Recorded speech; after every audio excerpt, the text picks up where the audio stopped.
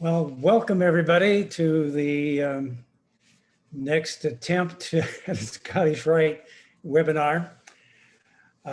This evening we have a presentation by Deffenbaugh on what is the Kabbalah. But before we get started, I would like everybody who is already in attendance to please sign in with your name and your Masonic affiliation. And we love to see you here again today. I know I can't see you, but unfortunately you have to look at me. Again, we're reserving the Q&A window. If you don't have it up, look at the bottom of your screen. There's an icon for Q&A.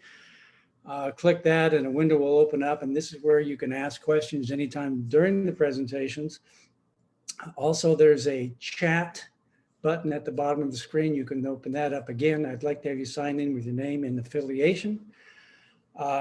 Notice at the bottom of the chat window where it says to, you have a choice of sending a message to all the panelists and the attendees, or just to individuals, or just panelists. So if you need to converse with somebody else in attendance, you may have the option to do that. And I think for the most part that will take care of housekeeping. If you have a question, let's see, Charles Davis says, where do I sign in? If you're talking about in the chat window, this is where you can enter your name and your affiliation. I don't know if that answers your question. Now, all the attendees at this point are muted, but after the presentation, there will be an opportunity to unmute the attendees. So if you want to actually speak to Dan or anybody else, Micah is also here as a panelist.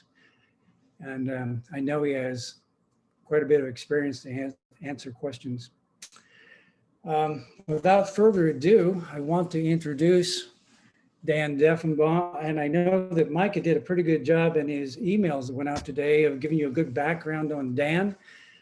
I listened to Dan present, I think as I said last month, on a topic called Nothing that was really quite good for the Royal Order of Scotland.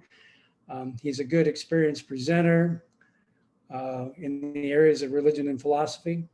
And one of these days, we promise we'll compare notes on Buddhism. Anyway, Dan, if you are ready, I'm going to turn the camera over to you. Okay.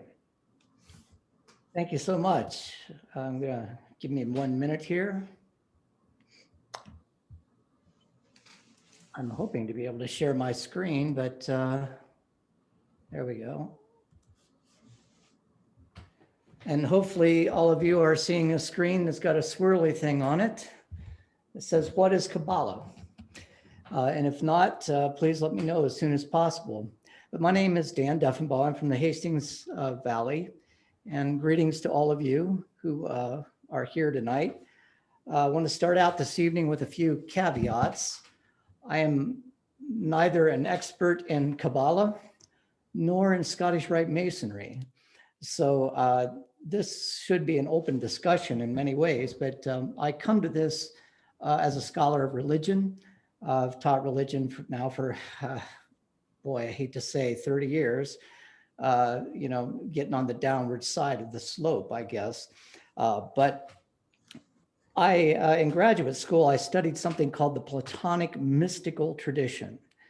It's a tradition in the West that derives actually more from Pythagoras, then through to Plato, to Neoplatonism, to some of the Christian mystical traditions.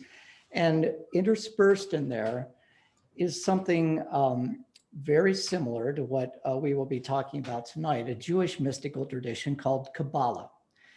And so I think one of the best ways for me to introduce this, Kabbalah is not a book, first of all. Kabbalah is a received oral tradition. Now, it was going to be written into a book in about the 12th century, and that book is called the Zohar, and I'll mention that a little bit later on.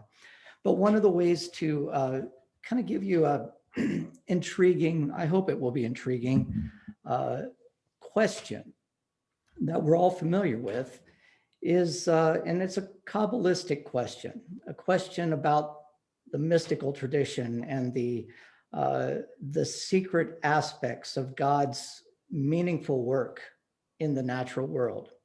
And it comes from a text that we all know so well.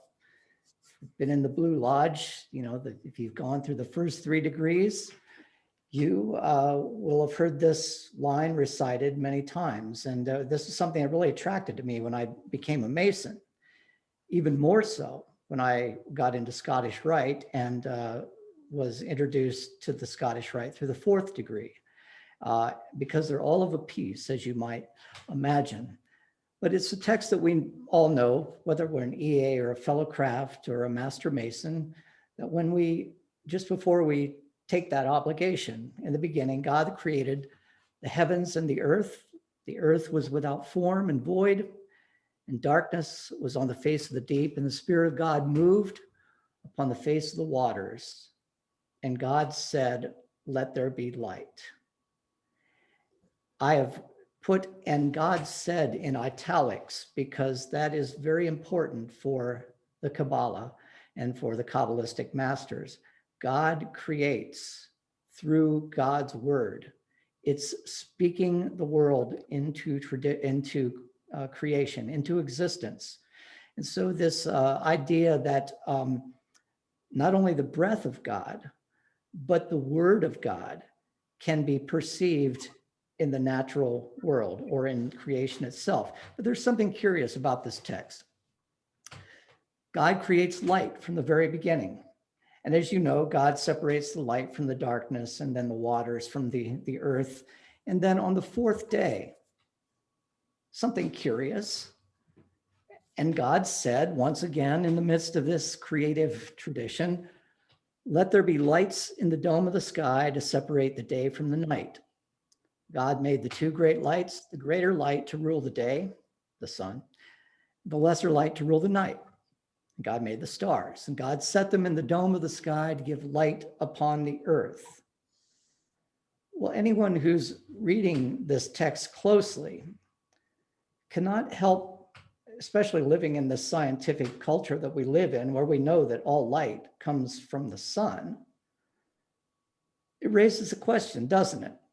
Whence this light that God created at the beginning? What's this light all about? Where does it come from? It's certainly not the light that the sun is giving off through all of its, hydrogen explosions going on every second. It's certainly not the light that is being reflected off the moon from the sun. But at the very beginning, there is light. And it's this light that the Kabbalistic tradition is most interested in. Because even before there was the world as we know it, this ordered, created world that, as Pythagoras tells us, is governed by number, there was something even more mysterious and mystical. This original light of creation that is the presence of God in creation. And I think I've mentioned already, when I became a Scottish Rite Mason and went through the 4th degree, I was absolutely at home because everything that the 4th degree was talking about was everything that I had been studying in graduate school. So what I'm going to try to do is to explain, if I can, a very, very esoteric tradition called the Kabbalah.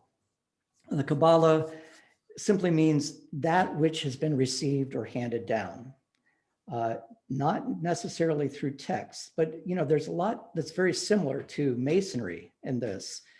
If you ask the Kabbalistic masters, well, when did the Kabbalah begin? I mean, you will get various answers. You'll get the historical answer and you will get the mystical answer. The mystical answer is it goes all the way back to Adam, right? It goes all the way back to Noah.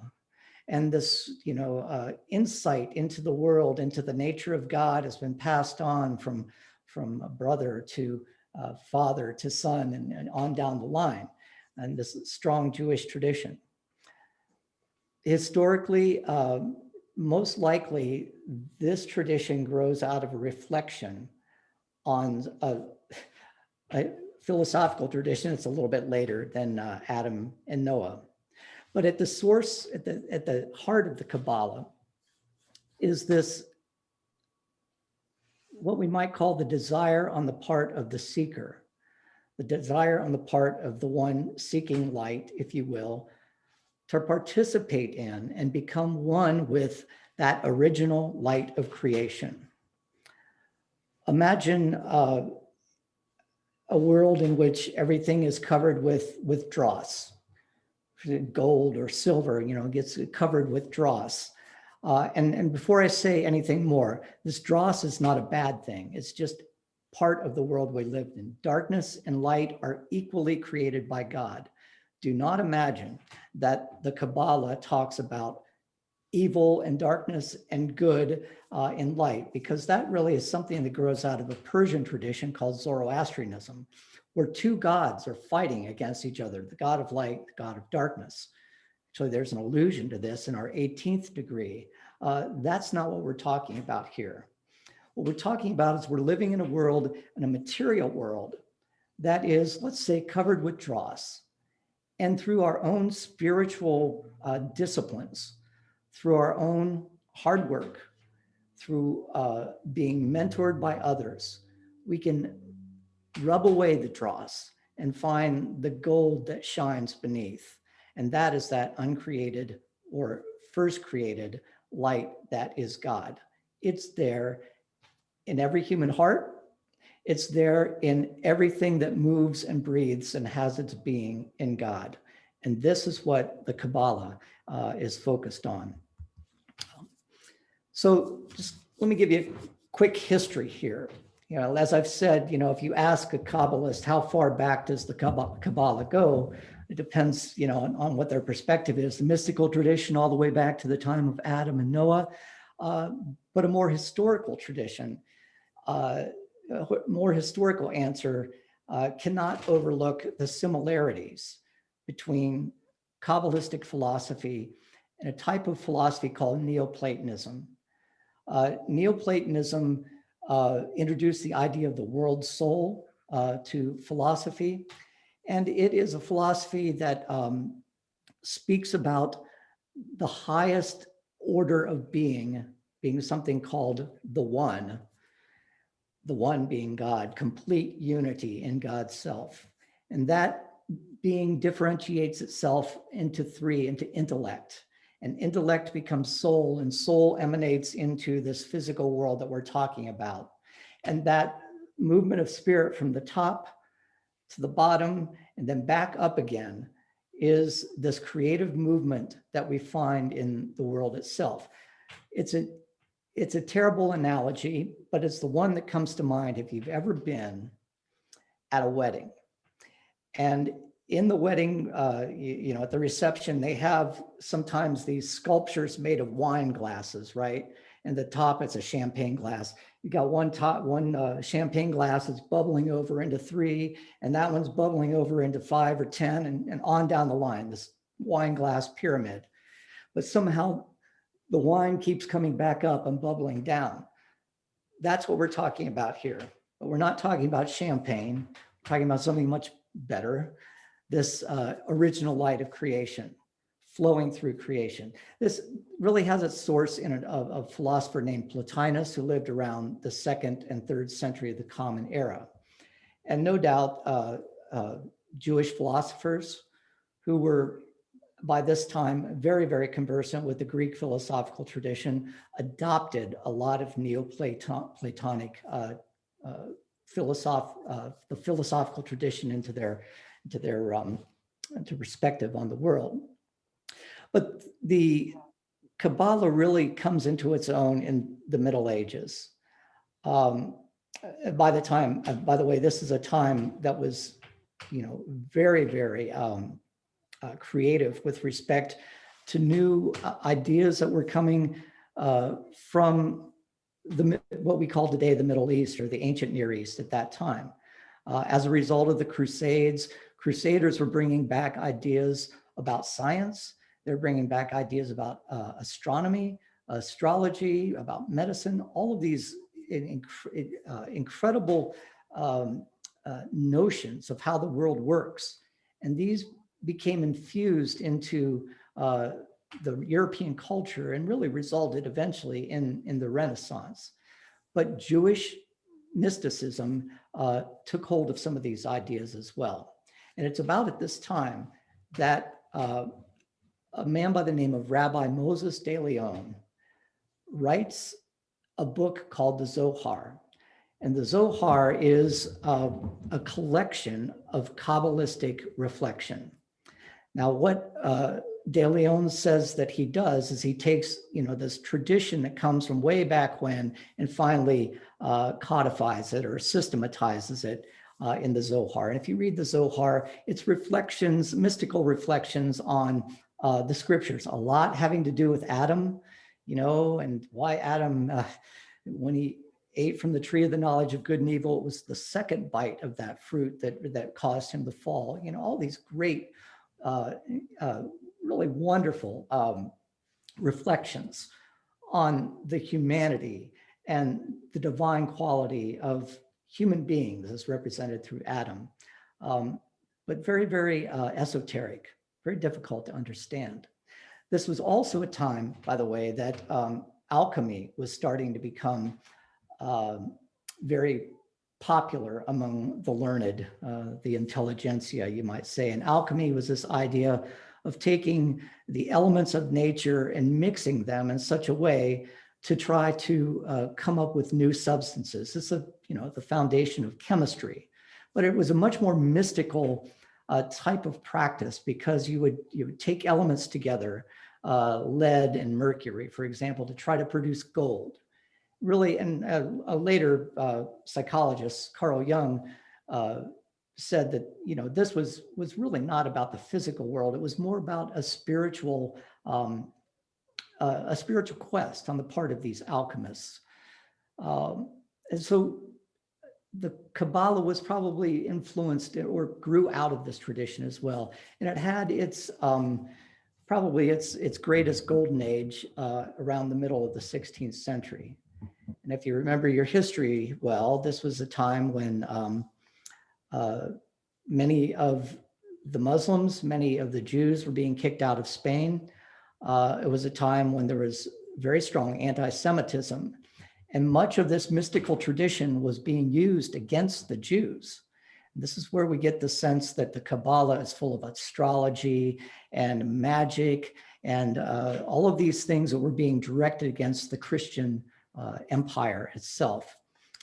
There's a wonderful story, I wish we had time for it, called the Golem, but it's the original Frankenstein story about a rabbi who is able to create a monster, or be able to create from the earth a large giant by writing the word Emet on his head, which means truth. And before you know it, the giant starts taking over. It's like the Sorcerer's Apprentice. He's good for a while, but then, he starts to really cause a lot of trouble. And they have to figure out a way to kill this thing, to pull the plug. And the source of that is to remove one of the letters from his forehead, Emet, move the Aleph, which was the very first letter of the Hebrew alphabet, and truth would become Met, or death. Truth and death going hand in hand. That's the kind of mystical tradition that we're talking about. The thing that separates truth and death in this story, and I'm talking about it way too much here, is this Hebrew letter called Aleph, which is a silent letter. And in the Hebrew alphabet, it represents God. The difference between truth and death is the absence or the presence of God. God is present in truth. Without the presence of God, you have death. Very poetic, very metaphorical, very mystical. So one of the things that the Kabbalah tried to do was to look at the mystical meaning behind written texts, for example, the Torah. And they held this notion that if God speaks the world into being, then reading God's word in the Torah could give us insights into the nature of God. And if human beings are created in the image of God, can give us insights into the nature of what it means to be human.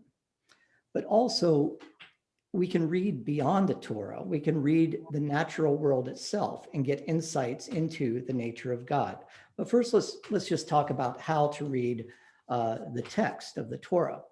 It's the Kabbalists who come up with this notion that when we read the text, there are really 4 levels of meaning. So you can take the same text and see various levels of how this is relevant to the human world. The first level, let's just take the verse that we talked about. In the beginning, God created the heavens and the earth. The earth was without form and void. The very first level of meaning there is just the simple or explicit meaning, Well, yeah, God created the world. There's not much there about that. It's just read it literally, even though that's not what it means. It's more of a simple reading. And unfortunately, many people today, when reading sacred text, they stop at this level. Don't go beyond this level. And I've heard it said that, to read a sacred text only at the simple or literal level is like having a thoroughbred racehorse and taking it only on trail rides, right? or allowing little kids to ride it at the fair or something along those lines. I mean, there's so much more that's deeper down beneath, The next level, the remez, is what this text alludes to.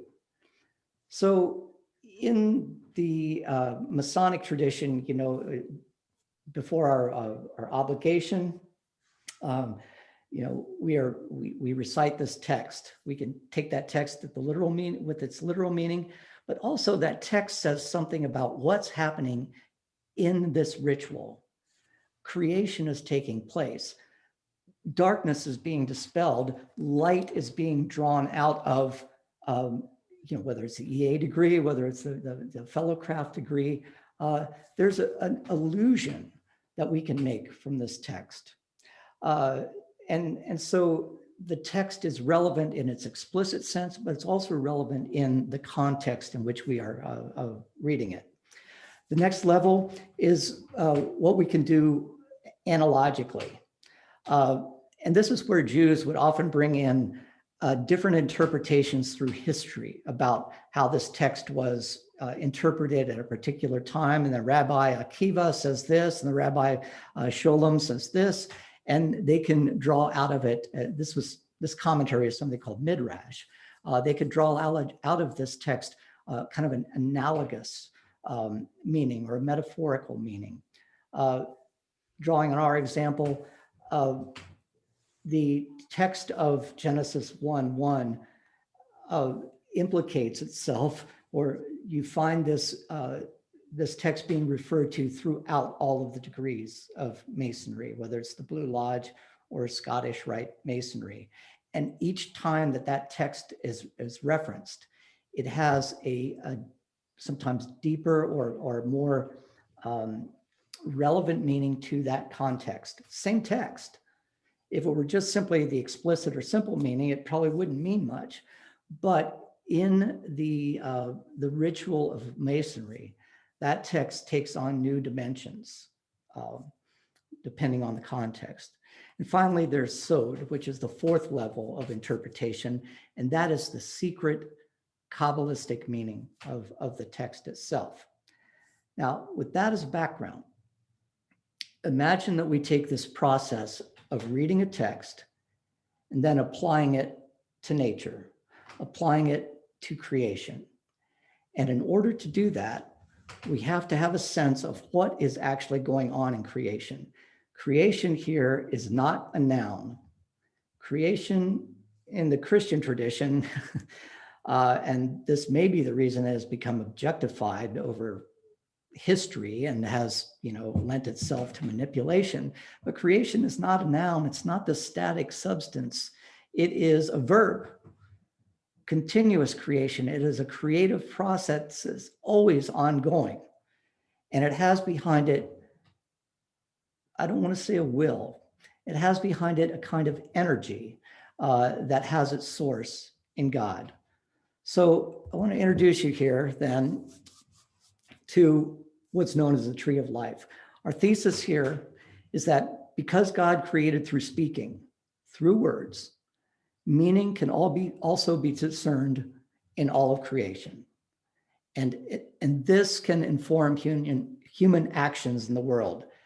How do I become part of the continuous creation that has its source in God? Hopefully you're beginning to catch some connections here with Masonry. So whereas Pythagoras argued that number is the essence of nature, and we make, great allusions to this in Masonry with the square and the level and the plumb and, the different angles and the pentagon and the triangle, all of these different references, geometry. But there's something that moves beyond that in the Kabbalah. And this is where Scottish Rite picks up with the fourth degree. And hopefully I'll have enough time to get to that tonight. So whereas Pythagoras argued that number is the essence of nature, the Kabbalists maintain that the creative acts of the 10 attributes or emanations, they're referred to as sephirot, of God, are the essence of creation. So the attributes of God, the way that the energy of God or the light of God manifests itself in the midst of the created order is what drives the creative process. And it's a process of emanation away from God and return to God. Emanation and return. Think of those, think of those champagne glasses at the wedding, right? The water is the light, or the champagne is the light, going from the first glass to the 3 glasses, then down to the 10 glasses and on, and then moving back up again to the top. That's what happens with the light that is in creation. So let's take a look at what Kabbalists call the tree of life. And I will try to explain this as simply as I can, but I can't tell you how complex it is. And by that, I mean, there are variations on this tree of life that, one school of the Kabbalah says one thing, another school of the Kabbalah says other things. To give you an example of what I'm talking about, these round circles here are the emanations or the attributes of God. Here's the one that emanates into 2, that emanates into 2 more, and then finally down here to one called beauty. If you look at the bridges between these emanations, you will see Hebrew letters: Aleph, Beit, Gimel, Dalet, Hey, Zion, on down the line. As we move forward, I'm going to show you various examples of this tree of knowledge, or tree of life, excuse me. But you might want to notice that the Hebrew letters that are on the bridges, you might say, are different. So it's hard to know, what the so-called true school of the Kabbalah actually is. But all of these attributes of God are connected by 22 Hebrew letters. And those are the letters of the Hebrew alphabet. Now, we won't have time to get into it tonight, but if we think about how Hebrew letters are formed, let's say the word emet, you have the aleph, you have the mem, and then you have the tav. They have certain qualities. Each of those letters has certain qualities, and when mixed with other letters, they produce a unique attribute or insight into the nature of God. For example, emet, meaning truth. You take away the aleph, and you have met, meaning death.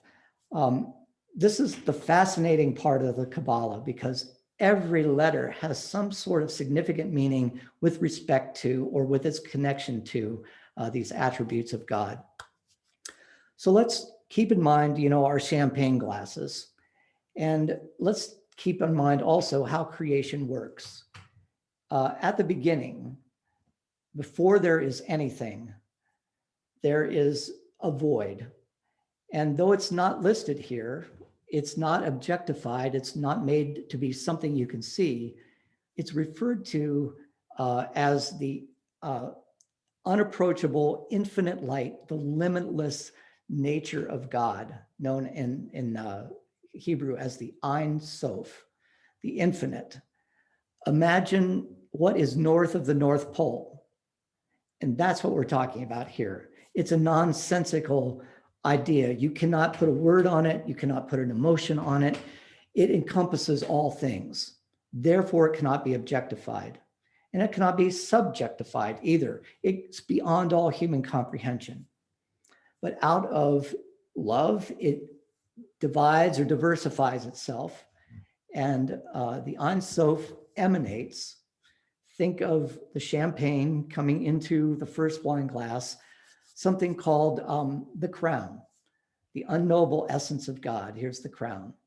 And this is the unknowable essence that's going to channel light into the whole world. That crown is also going to emanate.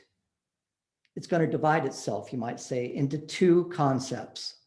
One being a concept of strength, what we might call justice, the other being a concept of mercy. And I'll talk about that when I get down to the bottom here. But the crown of light divides itself into understanding and wisdom. Now try to imagine what the difference between understanding and wisdom is. Understanding is a rational process where something becomes comprehensible. Wisdom, however, is a much more intuitive human quality. These are qualities that are in God as well. Those two emanate something called the third tier of Sephiroth here, severity on the one hand, and mercy, or what we might call justice and mercy. Hopefully you're beginning to see something that might look familiar as a Scottish Rite Mason. We're dividing the tree of life now into three pillars. You have the pillar called justice here on the far left, the pillar which is a mediator, that kind of balances the two in the middle, and then the pillar called mercy on the far right. Hopefully you're getting a sense of where we've seen three pillars before: strength, beauty, and wisdom, or strength, wisdom, and beauty as they were often seen. And we'll talk a little bit about those. From mercy and justice, another attribute is emanated called beauty. And it's here that beauty plays an important role, because all of the light of God emanates through this central attribute, beauty. So what we know about the light of God, understanding of God, wisdom of God, God's justice, God's mercy emanates through beauty. It's how it comes into the world. Beauty is like like the funnel through which it comes into this world. And now note, we're going from the highly spiritual realm in the top all the way down, if you can see my cursor, to the world of the material, to the physical world that we live in. This is how God's Spirit moves into that world. I don't want to spend any more time on these, but there are a few more attributes. Hod, which means splendor, which is a manifesting principle, and Netzach, which means victory, which is on the right-hand side, the wisdom side, the mercy side. It is that desire to share. All of these things come into our world, the world that we're existing in, this hard physical world where the dross has overcome the gold through something called foundation. And it's here where I'd like to read. I know this is very complex, but hopefully you'll begin to get it when we start moving back up. But at the base of the tree of life, and I'm talking about this area here called Yesod. You can see where my cursor is circling. At the base of the tree of life, the central column Sephira, this emanation, sits like a great reservoir. All the Sephirot above pour their attributes into Yesod's vast basin, where they're mixed, balanced, and made ready to be channeled into the world of action. Malkut, that's the world that we live in, into the world of action. And this is how God's presence comes into our physical world. Through that channel of Yesod, but available to us, and through our intuition, through our spiritual insight, we're able to understand something about the inapproachable light of God, about the understanding of God, the wisdom, the loving kindness, the justice of God. And naturally, it's not a passive activity. And hopefully this is where we will begin to see some connections with Scottish Rite Masonry. Here's another example of the Tree of Life. And you probably won't be able to recognize this, but you will note that the two letters, the two Hebrew letters here at the top are completely different than the Hebrew letters that are here at the top by the crown. This is an Aleph, and this is a Beit. There's another tradition that has a Hey and a Vav, which are two of the letters that are in the ineffable name of God. So let's talk about our responsibility in this. And this is where the spiritual discipline of developing virtues begins in the world of action and starts moving its way up toward a oneness with the divine. And this is the beauty of Scottish Rite Masonry. Because what we've heard many times that Masonry is a progressive science. You know, we just don't take it all in at once, but we work through ladders, through steps of the ladder. And I'd like to suggest here that we come into this world, it's a world of action. The world of action is the world where we allow our will to work, our free will. But our free will, without giving guidance, can really create a lot of problems, right? Without being told how to wipe off the dross from the gold, it will continue to live in a world that is nothing but dross. This is where Masonry can help human beings, men, I love the line outside of the temple in Hastings. Masonry builds its temples in the hearts of men. Well, building is a process that requires a foundation, that requires, kind of a middle game and an end game as well. Same with Scottish Rite Masonry. The first thing we are taught to do is to control or to temper our emotions. And I think of the Lodge of Perfection, the degrees, the 4th through the 14th degree, focusing on duty, living ritualistically the time after the death of Hiram Abiff, and taking us all the way to the time of the revealing of the ineffable name of God. So tempering the emotions, and then tempering the intellect. And I like to liken this to the Rose Croix. I'm losing my my mind here. I can't remember what it's called. Learning how to temper the intellect, and finally the spirit. Learning how through various practices, through various insights in the world, this is a ladder that reaches from this world of action, this physical world that asks us to follow a spiritual path by climbing the ladder, tempering our emotions, tempering our intellect, tempering our spirit, and then finally coming into the presence of God himself. And so it's with this that I want to remind you of what happens in the fourth degree.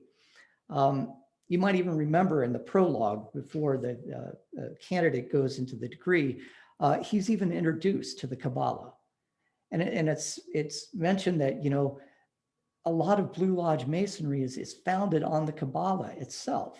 And when I went through that degree, having studied the Kabbalah, I said, oh, I get this. I see what they're trying to do. And I was absolutely captivated. And what amazes me is that someone like, now I can't remember our name, but the person writing these rituals would have such insights into the Kabbalah itself. I know I'm committing a terrible sin. Morals and dogma, can't remember his name. It's happening. I'm, you know, getting older all the time. But think of some of those, Albert Pike, think of some of those rituals. The person is brought into the lodge and is asked, what do you seek? And I seek, you know, the lost word. And he's sworn to secrecy. He's got secrecy is, you know, the sign of this degree. He's got his fingers over his mouth.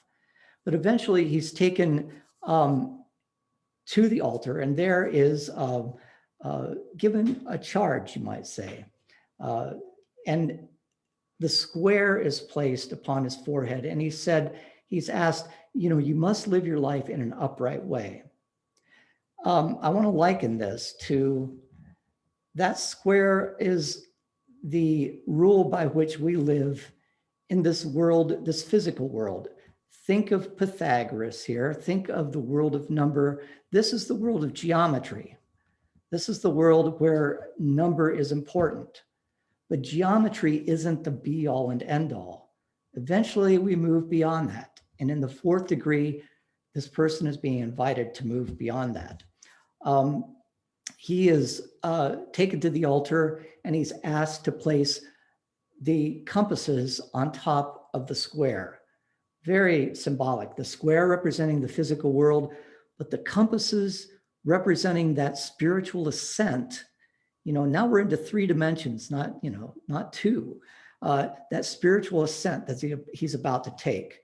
He is on a spiritual path, and he carries with him the ivory key, the clavis ad mysterium, the key that is going to unlock some of these mysteries, of course, by following the guidance of his peers, the guidance of those above him, and learning the secrets of Masonry. And then the ascent itself is explained. And you might be familiar with this symbol, right? Or this image. We've got the 3 columns. Strength, that Doric column representing Hiram of Tyre. Wisdom, that Ionic column representing Solomon. And then Hiram Abiff, that Corinthian column representing, you know, the master Hiram.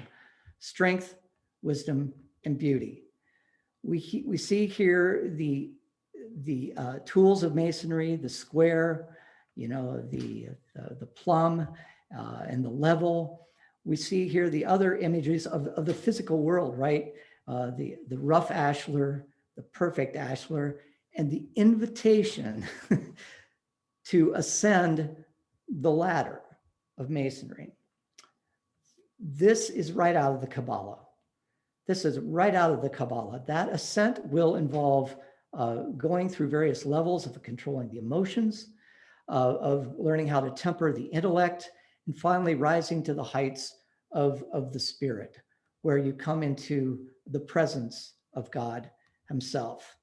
And so what Pike and others have done is they've taken those sephirot on the tree of knowledge and have given them their own more secular virtues.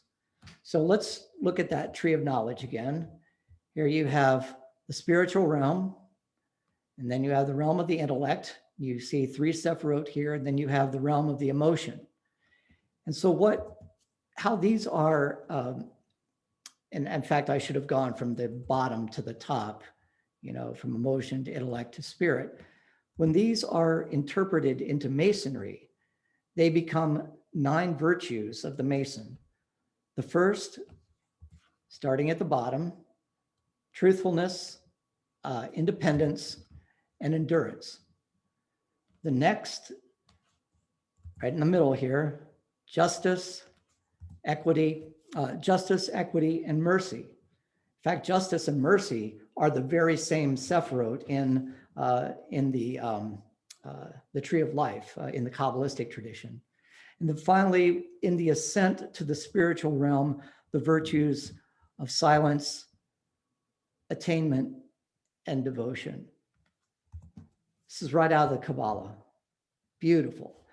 And I stand in awe of the people who, first of all, had these insights and were able to ritualize them so that when you and I look at these symbols, we see something that's drawing us forward, not out of the realm of physicality, but helping us to recognize that spirit of God, the light of God in the world in which we live, that light that lives in us, that through our spiritual disciplines, through our virtues, we can rub off the dross and attain or to come to an experience of that light within us. And so it's with that I'm going to conclude. It's about 10 minutes left. Well, good 50-minute talk there. And I'm going to see if there are, I'll stop sharing screen here and see if there are any questions that people might have.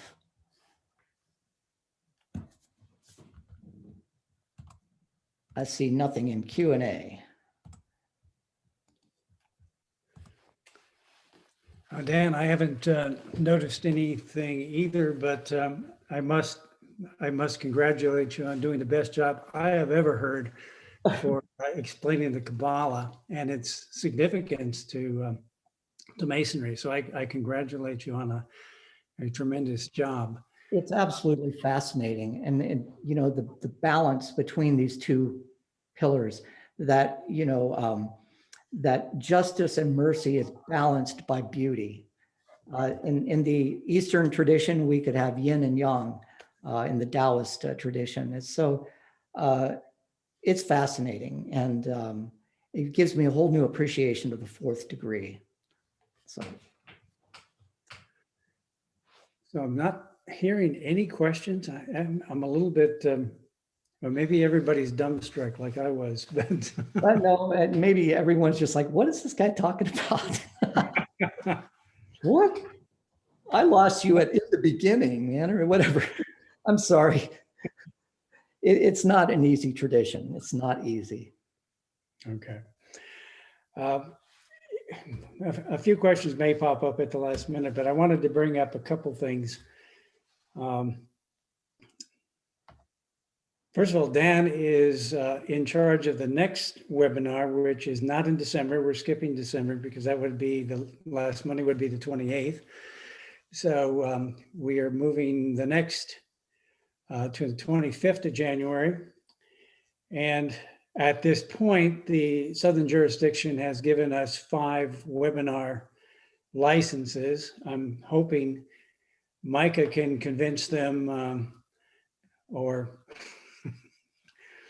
somebody can convince us to picking up a few more so that we can continue this. There is one little question that's been kind of rolling around in my mind and Dan's and a few other people who have expressed an interest in something that some lodges already do, but maybe we could do in the Scottish Rite, maybe not as a webinar, but maybe as more informal discussions in just a regular Zoom meeting. And that is to have weekly, of course, except for the last Monday of the month, forums. And the general rule, I've got to pull one out of a piece of paper here, that has been used in the past was that forums would have a seed topic, which lasts as long as it lasts, and then it may morph into just about anything else. There is no subject out of bounds. That includes politics and religion. Some of the rules are that we treat everything as if it were a Masonic secret, because people's opinions should not be bantered about as gossip. People's opinions should stay within the forum. Everyone is to leave their ego at the door, or at least on the microphone. Maybe that's the best way to put it. We know that strong beliefs don't respond to logic. So if you have a strong belief, be prepared to have it analyzed logically. And don't be offended if somebody questions you if you have a strong belief. And if you bring up statistics or facts, be prepared to provide sources. No, he said, she said, they know, and stuff like that. Those are easy to throw out, but they need to be documented to some. By golly, we have some questions now. Nick, can you see this, Dan? Yeah, I'm looking at a couple of questions and answers. Turn it to you then. Nick, in fiction writing, the Kabbalah is used a lot of times as a shorthand for the mystical or magical. What makes the Kabbalah so much more prone to being mystified in this way? Yeah, I have to say a lot of it has to do with, when we want to mystify something, we want to kind of turn it into an other, we otherize it. And then the greatest other, unfortunately, tragically, throughout Western history has been the Jews. They have been otherized to the point of near extinction. And I think a lot of times the Kabbalah, not the pure Kabbalah, there's a lot of misunderstandings about the Kabbalah that, that get caught up in tarot and get caught up in, astrology. But because it is so unknown and so prone to being sensationalized, as a reference, because of its Jewish tradition, there's something in our genetic memory that unfortunately, and this is very sad, recognizes the Jew as the supremely other. And by my saying that, I'm not condoning it in any way. In fact, I'm lamenting that. But I think that is able to be manipulated in that way. And so, Nick, that's why I think that might be some of the reason behind that. But that's just speculation. I'd really have to think about that one some more. Now, Tom has asked, can I recommend a good book for learning more about Kabbalah? And yes, I can. Oh, darn, you won't be able to see this. You can't. Well, it's called the Essential Zohar. Remember, the Zohar is that written text that tries to make concrete a lot of the mystical tradition that preceded it, probably written around the 12th century. The Essential Zohar by Rav, or Rabbi, P.S. Berg. I want to also point out, if you don't know, is that the Kabbalah is at the center of the Hasidic Jewish tradition. You may know about those Jews, there are many in Hastings, that are still dressed in a traditional way with the earlocks, the black hats, sometimes these big fur Russian hats.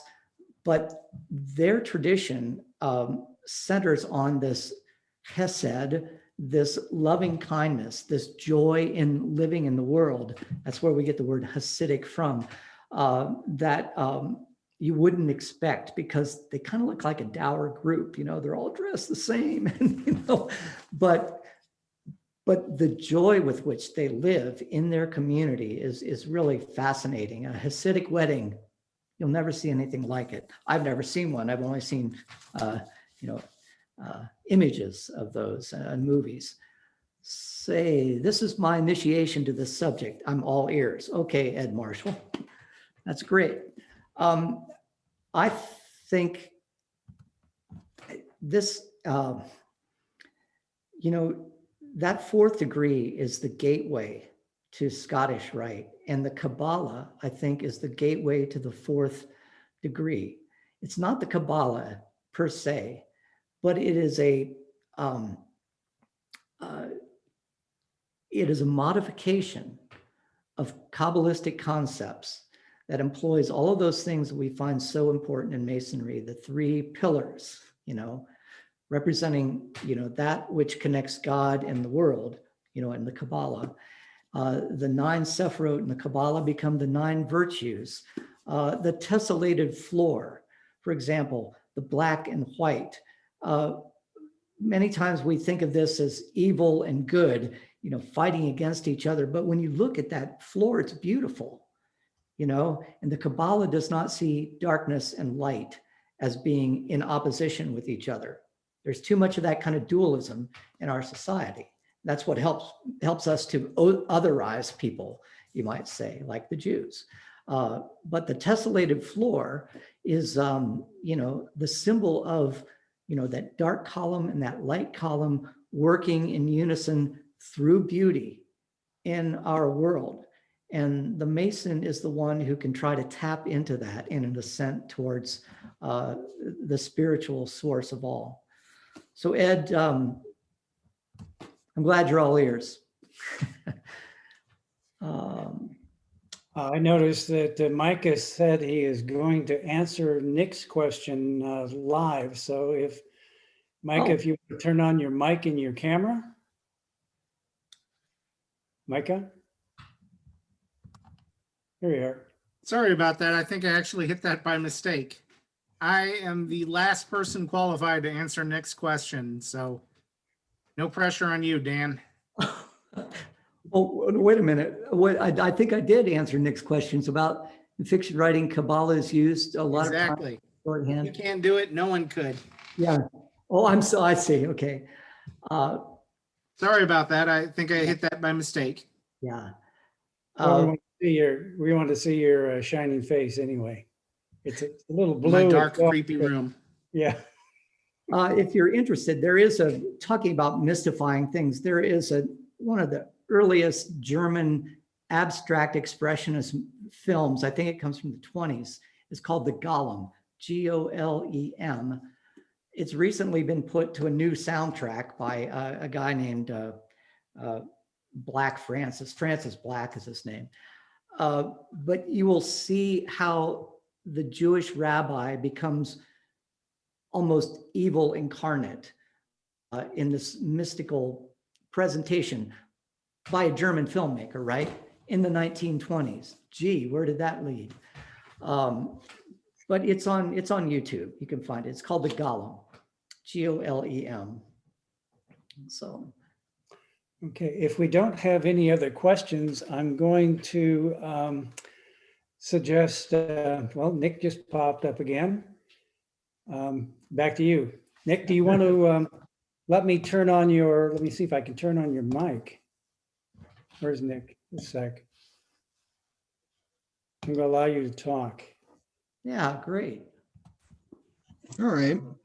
That's what you want. Well, I thought it was nice, but prove me wrong.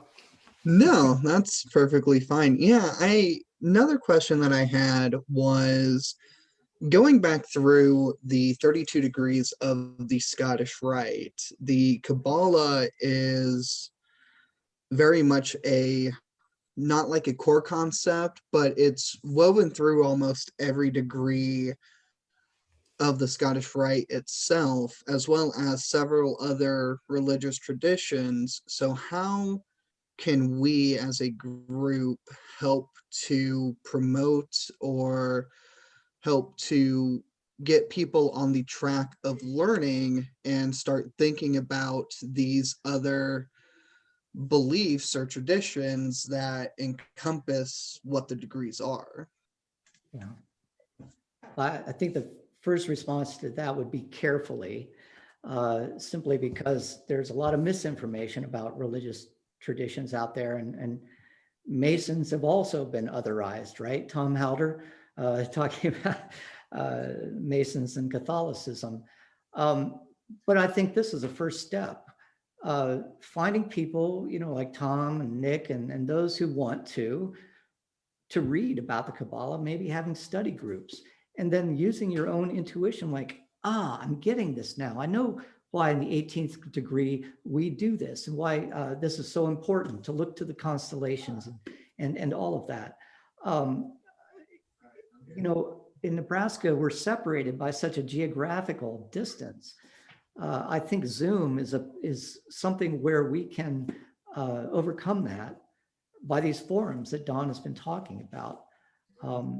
But it will take some initiative and maybe, you know, reading a common text. And it's not going to be done overnight, but I think it's a great idea, Nick. Sounds like, Nick, you were at the Grand Lodge, I believe. I recognize your voice. Did you and I talk at Grand Lodge? I have yet to be to Grand Lodge, unfortunately. Oh, I don't know. You sound familiar to me, but His voice carries, that's all. yeah.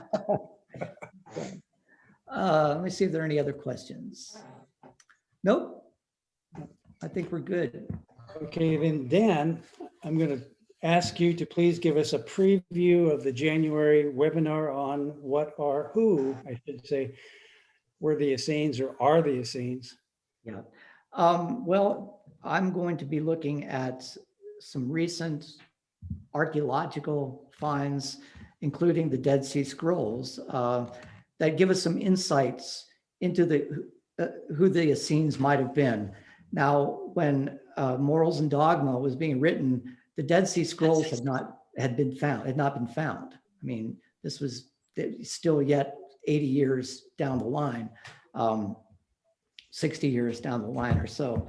But it's amazing what knowledge Pike had of the Essenes, and it could have only been based on one commonly read book, and that would have been Josephus, you know, the Antiquities of the Jews and the Jewish Wars, where he talks about the Essenes. So in the 12th or the 13th degree, I can't remember now. No, it's the 16th or 17th, where John the Baptist is it's claimed that John the Baptist is an Essene. And I want to try to parse that out a little bit. I won't tip my hand on this, but we'll look at whether or not John the Baptist could have been the Essene, an Essene. The Essenes were another group that claimed a kind of esoteric knowledge as well. So there you have it. Okay, thank you, Dan. Yeah. If anybody, I'm just going to skip back to this forum idea. It's kind of a fledgling thing that a number of people really get off on. We're looking at limiting membership in each forum to no more than 12 to keep it manageable. And biblical. And pardon? And biblical. 12. And biblical. 12. I mean, there's good precedent for that. Yeah, why not? Why not? So at this point, I got two requests. One of them is if anybody is interested in this, would like to be included in conversation on this, to get a hold of me, and I can probably put my email address up on the screen after we're done here in a little bit. And also, I noticed that Armel is not with us tonight, and Micah asked me to get a hold of him and see if he would do a presentation on Scotland, and I'm not sure exactly what facet of the Scottish history that was.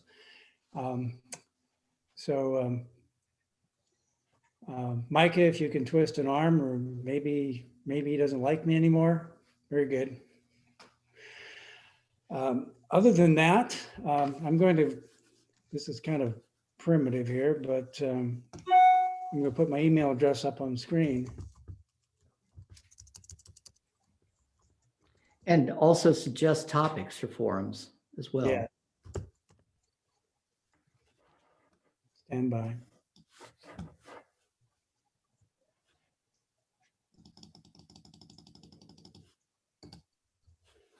Okay, I'm going to share a screen here in just a moment.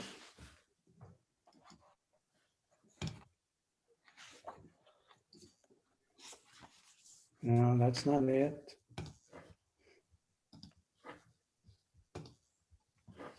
One more try.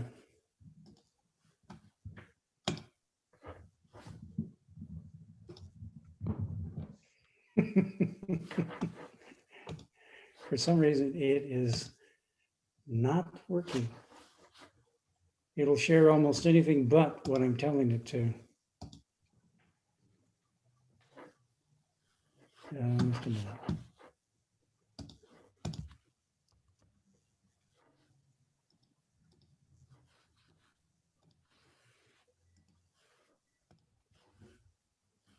Is it Don Albrecht at someplace? No. Yes, it is. It's Don Albrecht or Albright if you want at mac.com.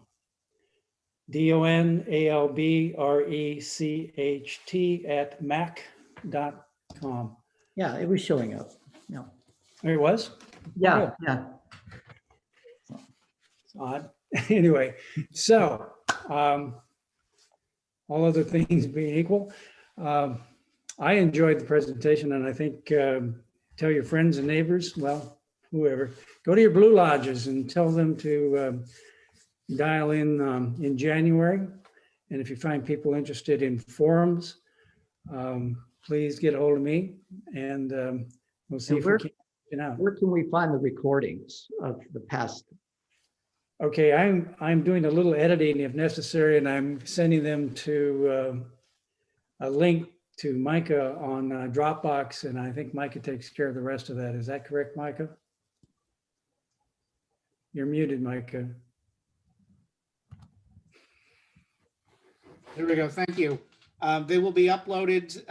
The Vimeo page, which is a little bit better quality than YouTube, is vimeo.com NE Scottish Rite. And I will put that up in a couple of days. We've got the August, September, and October ones up, and we'll include this as well. And they're accessible to everybody. Okay, very good. Well, in that case, I wish everybody a, let's see, Ed Marshall says he would like to introduce himself. So I'm going to allow Ed to answer. Ed, Ask him to unmute here. I thought I allowed him to, but let's see.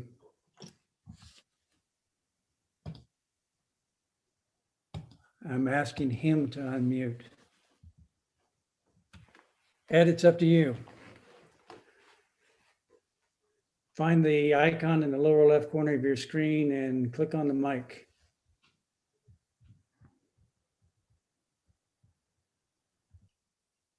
Maybe I should. I don't think I can force it. Oh, I think Ed is live now. You can turn your camera on if you like, Mike. Or Ed, excuse me. Maybe.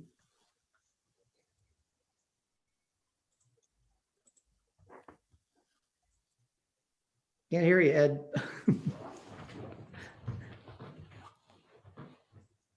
Well, Ed's mic is on. His talking is permitted, I see, but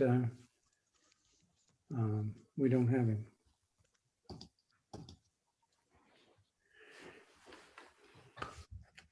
Well, we'll give Ed the count to 300, and then we'll sign off.